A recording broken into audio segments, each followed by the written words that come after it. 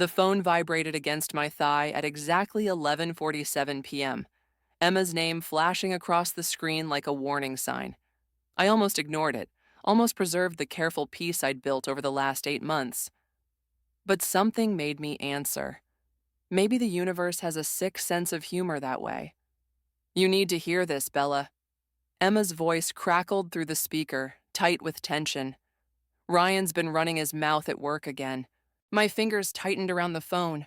Lucas shifted beside me on the couch, raising an eyebrow at my sudden rigidity. I forced a smile and walked to the kitchen, bare feet silent against the cold tiles. "I don't want to know what my ex-husband's saying, Em." The lie tasted bitter. "That chapter's closed. He's telling everyone you couldn't handle having a family, that you were too unstable, too selfish." She paused, and I heard her take a sharp breath. "He's showing pictures of Jessica and the baby, acting like they're his redemption story." The wine glass I'd been reaching for slipped through my fingers, shattering against the counter. Red droplets splattered across my white blouse like blood spatter. "Bella?" Lucas called from the living room. "Everything okay?" "Fine." My voice came out strangled. "Just knocked something over." Emma was still talking. "There's more. He's been implying things about your mental state during the marriage, making himself look like some kind of saint for putting up with you." I watched the wine drip onto the floor, forming a perfect crimson pool. 2 years of therapy, of rebuilding myself piece by piece, of convincing everyone, including myself, that I was over it. All undone by one phone call. "You know what the worst part is?" I whispered, pressing my palm against the cool granite countertop. "I actually believed him when he said the divorce was mutual, that we'd both just grown apart. Bella." "No." Something shifted inside me, like a lock clicking open. "He doesn't get to rewrite our story, not when he was the one sleeping with Jessica while I was trying to save our marriage." Lucas appeared in the doorway, concern etched across his face. He took in the broken glass, the wine stains, my white-knuckled grip on the phone. "I'll help clean up," he offered quietly. I shook my head, still focused on Emma's words echoing in my mind. "Thanks, but I need to handle this mess myself." Both the literal and metaphorical ones. "What are you going to do?" Emma asked. I watched another drop of wine fall, thinking about karma and justice and the fine line between them. "I'm going to remind Ryan that every story has two sides, and mine's about to get very, very public." Mother's pristine living room hadn't changed in 20 years. The same floral patterns, the same carefully arranged family photos, the same suffocating need for everything to look perfect on the surface. I sat rigid on the edge of the antique sofa, watching her pour tea into bone china cups with trembling hands. "Darling, you need to let this go." Mother set the teapot down with a gentle clink. "You have Lucas now, a beautiful new life. Why dig up old graves?" "Because Ryan's still throwing dirt on mine." The tea scalded my tongue, but I welcomed the pain. He's telling everyone at his company that I was mentally unstable. People talk, Arabella. It's what they do. She smoothed her skirt, a nervous habit I'd seen 1,000 times before. "Remember what happened when your father left? The gossip died down eventually." "This is different." I set my cup down so hard that tea sloshed onto the pristine tablecloth. "Ryan's not just talking. He's systematically destroying my reputation while playing happy families with the woman he cheated with." Mother's face tightened. "We don't know that for certain." "Actually, we do." I pulled out my phone, showing her the timestamps on the photos Emma had sent. "Look at the dates. He was with Jessica while we were still in marriage counseling." She barely glanced at the screen. "Perhaps it's best not to know these things. What good can come from pursuing this vendetta?" "Justice." The word tasted like ash in my mouth. "Truth." "Truth?" She laughed, a brittle sound. "The truth is that you're acting exactly like me after your father left, obsessing over every detail, planning ways to make him hurt like you hurt." Her hands clasped together in her lap. "And where did that get me? Alone, bitter, watching my daughter repeat my mistakes?" The comparison stung more than I wanted to admit. "I'm nothing like—" "Lucas called me." She cut me off, her voice gentle but firm. "He's worried about you. Says you've been up all night, making plans, talking to Emma about Ryan's schedule, his routines." Something cold settled in my stomach. He had no right. He loves you. Mother reached across the coffee table, touching my hand. Just like I do, which is why I'm begging you, don't let Ryan take any more of your life than he already has. I pulled away, standing abruptly. You're right about one thing. I am your daughter. I grabbed my purse, heading for the door. Which means I'm going to do exactly what you did. Ignore all the well-meaning advice and do what I need to do. Arabella, I'll see you at Sunday dinner, Mother. I paused at the threshold. And don't worry, I'll make sure to keep everything looking perfect on the surface. Isn't that what matters most? The door closed behind me with a satisfying thud, drowning out whatever response she might have had. Emma's hands shook as she spread the photos across her kitchen table. Each image felt like a knife, timestamps mocking me from the corners. Ryan and Jessica at the Harborview Hotel. Ryan kissing her outside his office. Jessica very pregnant, while I was still picking out fertility clinic brochures. There's more. Emma's voice cracked. He's been telling everyone you had problems, that you couldn't handle the pressure of trying for a baby. The irony made me laugh, a hollow sound that scared even me. While he was getting his mistress pregnant. Bella. Emma hesitated, twisting her wedding ring. There's something else, something I should have told you months ago. My stomach dropped. What? The night before your last fertility appointment, I saw them together at LeBlanc. She wouldn't meet my eyes. Ryan was showing her a sonogram picture. The room tilted. That appointment, the one Ryan had insisted I cancel because of his emergency business trip. The one that would have been our last chance before the clinic's cutoff age for their program. Why didn't you tell me? My voice came out strangled. He threatened my job, said he'd make sure I never worked in finance again. She pushed another photo across the table. But after what he's been saying about you lately, I can't stay quiet anymore. The image showed Ryan and Jessica at a company party last week, his arm around her waist, their perfect little family on display. The caption read, "Finally found my true happiness with someone who understands family values." My phone buzzed. Lucas, third message in an hour. I silenced it. He's going to promote Jessica to senior analyst, Emma continued. The position you wanted when you worked there. He's telling everyone she's more stable, more focused on career growth. Something snapped inside me. Show me everything. Every photo, every email, every whispered conversation you've overheard. What are you planning? I picked up the sonogram photo, the date burning into my retinas.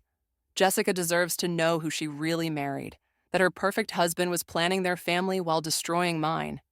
She's pregnant again, Emma whispered, 3 months along. The photo crumpled in my fist. Then she definitely needs to know, before he does to her what he did to me. This could get ugly. It's already ugly. I smoothed out the photo, memorizing every detail. He just hides it better, but I'm done letting him control the narrative. Emma gathered the photos into a neat pile. What's our first move? We're going to give Ryan exactly what he wants, a very public story about family values. I pulled out my phone, opening my email. And we're going to start with his wife. The USB drive felt impossibly heavy in my hand. Emma's contact in IT had come through. Years of Ryan's private emails, financial records, deleted messages. I'd been staring at the folder on my laptop for an hour, cursor hovering over the first file. Lucas's footsteps approached from behind. You missed dinner again. I'll heat something up later. The cursor trembled slightly. I just need to finish this. No, you need to stop. His voice carried an edge I'd never heard before. This isn't you, Bella. You're becoming obsessed. I clicked the first file. Screenshots of bank transfers filled the screen. Large sums moving between accounts I didn't recognize. Dates that coincided with our fertility treatments. Oh my God. The numbers blurred together. He was stealing from our savings, the money we set aside for IVF. Lucas leaned over my shoulder, scanning the documents. These look like wire transfers to offshore accounts. To pay for his new life with Jessica. My laugh sounded foreign, almost hysterical. While I was injecting hormones and tracking ovulation cycles, he was funneling our money away. Bella, this is serious. This isn't just affairs or office gossip anymore. Lucas grabbed my shoulders, forcing me to look at him. These are financial crimes. If you expose this, he deserves to be exposed. Think about the consequences for Jessica, for their kid, for you. His grip tightened. If you get involved in this, there's no going back. Another file caught my eye. Recent transfers, same pattern. He's still doing it, using the same scheme with their joint accounts. My phone buzzed. Emma, Jessica's asking questions about the old photos. Ryan's furious, threatening to fire me. Lucas read the message over my shoulder. You need to decide right now. Are you really willing to destroy everyone involved just to get back at him? I stared at the screen, at the evidence of years of calculated betrayal.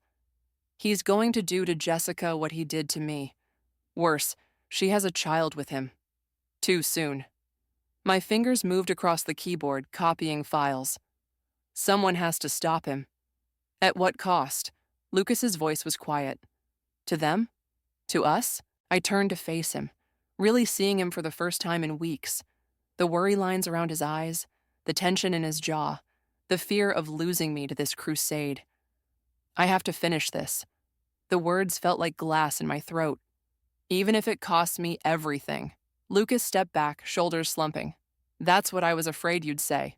He walked to the door, pausing at the threshold. Just remember, revenge leaves scars on everyone, including the person seeking it. The door clicked shut behind him as I opened another file, diving deeper into the darkness of Ryan's deceptions.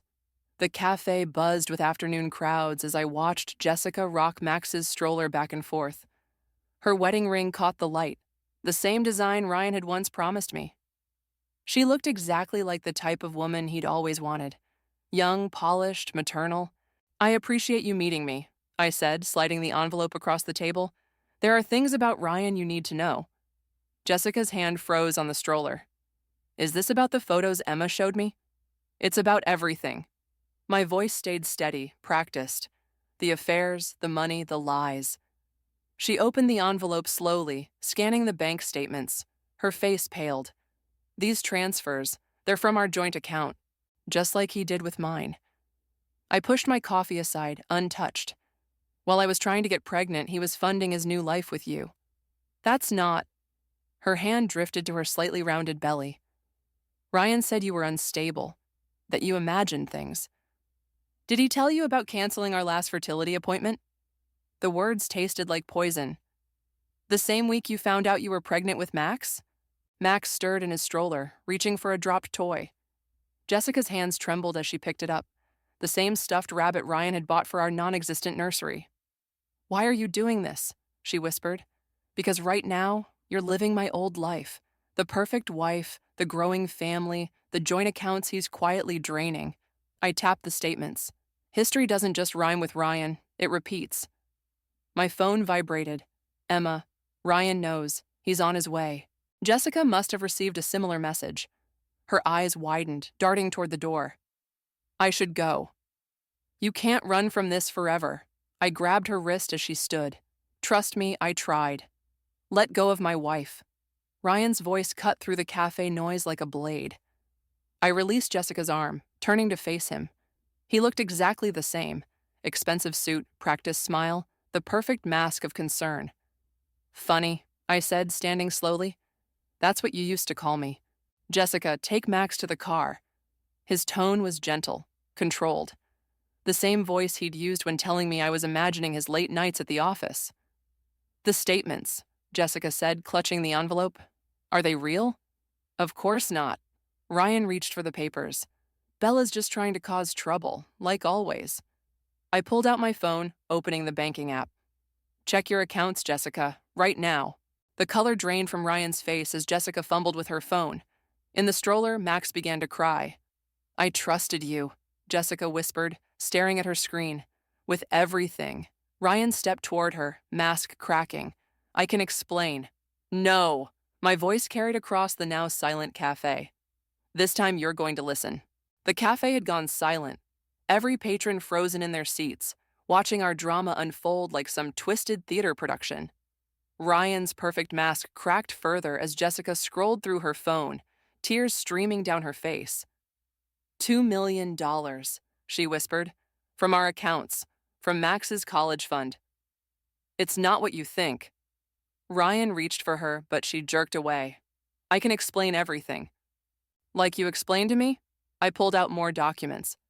The same way you explained missing our fertility appointments because of work emergencies while you were actually setting up offshore accounts? You vindictive bitch. His mask shattered completely, revealing the ugliness beneath. You couldn't stand seeing me happy, could you? Jessica's head snapped up. Don't you dare blame her. These transfers, she thrust her phone at him. These are from last week, while I was picking out nursery colors. Max's cries grew louder. A barista hovered nearby, uncertain whether to intervene. Ryan's face contorted as he glanced between us, calculating his next move. Everything I did was for our family, he said to Jessica, voice honey sweet again. I was protecting our future. By stealing from our son, Jessica's hand covered her belly protectively. By lying about everything? He'll tell you you're crazy, I said quietly, that you're hormonal, imagining things. He'll make you doubt everything you know until you don't recognize yourself anymore. Ryan's phone buzzed. His face went ash white as he read the message. What did you do? The SEC is very interested in those offshore accounts. My voice shook slightly, and your company's board even more so. He lunged forward, grabbing my arm. You've ruined everything. Let her go. Jessica's scream pierced the air as Max wailed louder. Sir, I'm calling the police.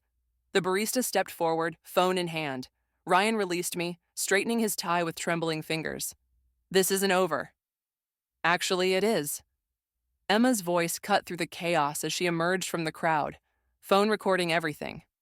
The board's seen everything, Ryan. They're suspending you pending investigation. Jessica gathered Max from his stroller, backing away from Ryan. Don't come home tonight, or ever. As they left, Ryan turned to me, his face twisted with hatred. Congratulations, you've destroyed 2 families now instead of just 1. The victory I'd imagined felt hollow as I watched Jessica hurry away with Max, her world shattered just like mine had been. Emma touched my arm gently. You did the right thing. Did I? I stared at Ryan's retreating back. Then why does it feel like everyone lost? The cafe slowly returned to normal, patrons returning to their conversations. But something had changed. In winning my revenge, I'd become what I hated most, someone who destroyed families. Lucas had been right. Revenge leaves scars on everyone. The SEC investigation dominated the local news for days. I watched Ryan's empire crumble from a distance, each revelation worse than the last. Then came the text, "We need to talk, please." I found him at our old spot by the harbor, looking nothing like the polished executive who'd destroyed my life. His suit was wrinkled, his eyes hollow. They're charging me with fraud. His voice cracked. 20 years, maybe more. Karma's interesting that way. I leaned against the railing, watching boats bob in the distance. Jessica's filing for divorce, taking Max to her parents in Seattle. He pulled out his phone, showing me a photo of his son. I won't see him grow up. Like you cared about family when you were stealing from his college fund. That's why I needed to see you. He stepped closer, desperation rolling off him in waves. You know where the money is? The transfers, the accounts. If you help me return it, make it look like a mistake. You want me to help you escape justice? The laugh that escaped me sounded foreign. That's rich, even for you. Think about Max, about Jessica's baby. His hand gripped my arm. They'll have nothing. Don't touch me. I jerked away. And don't pretend this is about them. It's about saving yourself. Again. I'll tell them you knew, that you helped me set up the accounts during our marriage. His desperate plea transformed into a threat. You'll go down with me. A text lit up my phone. Emma sending the recording of his threat, captured from nearby. My mother's words echoed. Revenge leaves everyone scarred. You know what's funny, Ryan? I turned to face him fully. I came here ready to feel satisfied, maybe even happy seeing you destroyed. But looking at you now, I shook my head. I just feel sorry for you. You vindictive bitch. The money's already being returned. I cut him off. I worked with the SEC last week. Jessica and Max will be fine.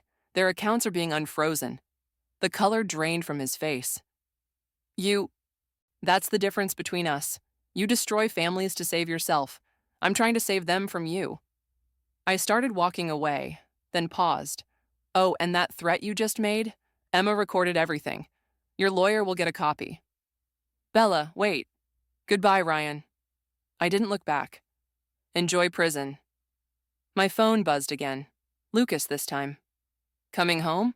I took one last look at the harbor where Ryan stood defeated, finally seeing him for what he was. Small, pathetic, alone. The satisfaction I'd craved for months felt hollow, replaced by something else.